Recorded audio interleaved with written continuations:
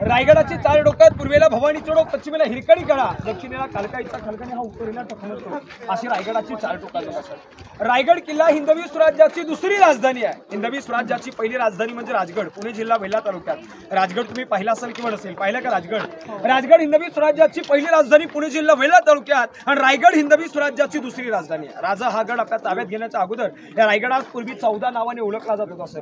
तनस, रासीवटा, जिब्रेटर, विश्रामगड अशा अनेक नाव होती।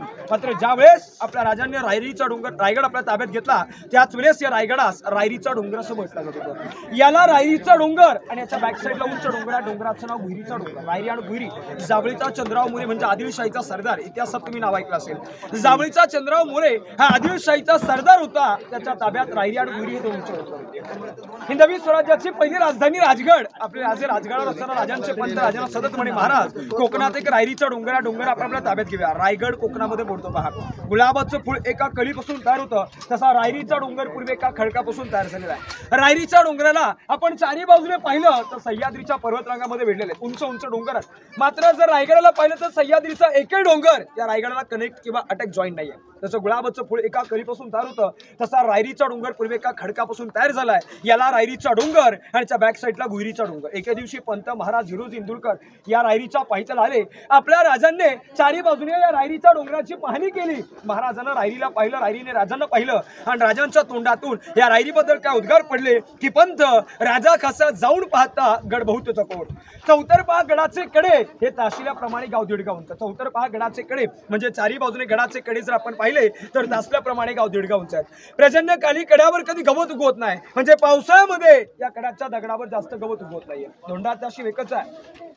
दौलताबाद हा पृथ्वीवर चकोरगड खडा। दौलताबाद संभाजीनगर म्हणजे औरंगाबाद मध्ये केला बघा, छत्रपती संभाजीनगर मध्ये केला।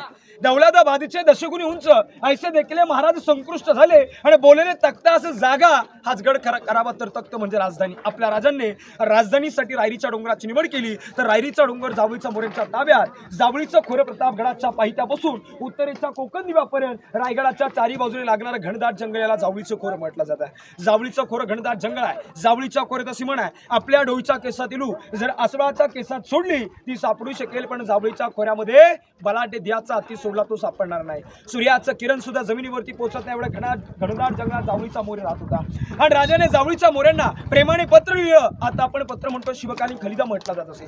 राजाने जावळीच्या मोऱ्यांना प्रेमाने खलिदा मोऱ्यांना पाठवला। खलिदात काय लिहिलं? जावळीचे मोरे आपण दोघे मराठी आहोत, दोघे मिळून हिंदवी स्वराज्य स्थापन करू। जावळीचा मोरे अतिशय फार उर्मट गर्विष्ठ होता। त्याने राजांना उलट पत्र केलं, तुम्ही कस्त राजे कधी झालात राजे? स्वतःला राजे म्हणणारे कोण? या जावळी प्रांताचे खरे राजे आम्हीच आहोत। तुम्हाला उद्याचं असेल तर तुम्ही आजच या, तुमच्यासाठी आम्ही दारू गोळा तोफखाना सज्ज ठेवलाय। जावळीच्या मोऱ्यांना राजांना युद्धाचं चॅलेंज केलं आणि राजाने आक्रमणासाठी 145 निवडक सरदार जावळीच्या खोऱ्यात पाठवले। आणि जावळीच्या चंद्रराव मोऱ्याचा धाकटा भाऊ हनुमंतराव मोरे हा सूर्याजी काकडे यांच्या हस्ते मारला गेला। त्यामुळे जावळीचा चंद्रराव मोरे राजांच्या चरणी आला। राजांनी आपल्या 15 मे 1656 ला हा रायरीचा डोंगर आपल्या ताब्यात सर जिंकून घेतला।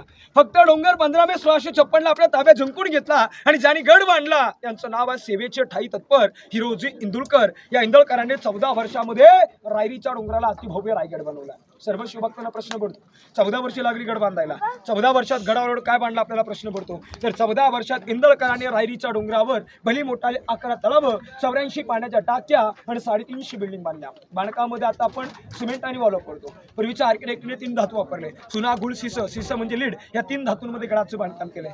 बांधकामाला जो दगड लागला हा खालून आणला नव्हता सर। गडावर भली मोठाले 11 तलाव खोदले, 84 पाण्याच्या टाक्या खोदल्या, काही खड्डे खोदले, खडक फोडले, त्यातील जे दगड निघाले ती बांधकामाला वापर केला।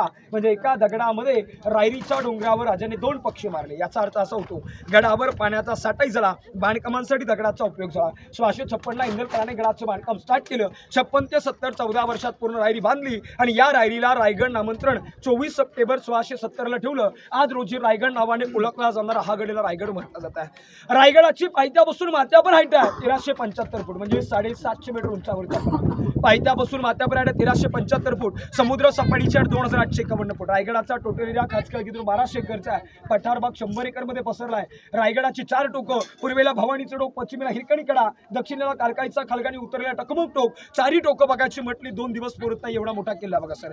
गड पाहताच सर्व शिवभक्तांच्या मनात एक पहिली शंका उपलब्ध होते की पूर्वी किल्ल्यावर वरती काय छत होतं की नव्हतं, गड पूर्वी असं ओपन होता की काय. तर 450 वर्षापूर्वी रायगड किल्ला वरून पूर्णपणे पॅक बंदिस्त होता. सागवानी लाकडं, खपट, नळची गोल मातीची कौल होती. कर्नल प्रार्थर मेजरवाले 2 ब्रिटिशांनी 10 मे 1818 ज्या वेळेस रायगडावर तोफांचा मारा केला त्यावेळेस गडावर जेवढं छत होतं इतिहासाच्या नोंदीप्रमाणे 11 ते 12 दिवसात जळून राख झालं, म्हणून गडावर काही छत पाहता येत नाही. चारी बाजूला साईडला पडलेल्या भिंती मध्यंतरात पडीक चौतरे दिसतात.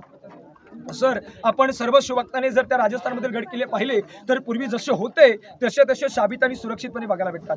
आपल्या महाराष्ट्रातील किल्ले पाहिले तर संपूर्ण उद्ध्वस्त बघायला भेटतात. याच्या मागचं कारण काय? राजस्थानमधील गड किल्ले शाबित आणि महाराष्ट्रातील किल्ले उद्ध्वस्त का? तर याच्या मागचं एकमेव कारण म्हणजे असं आहे,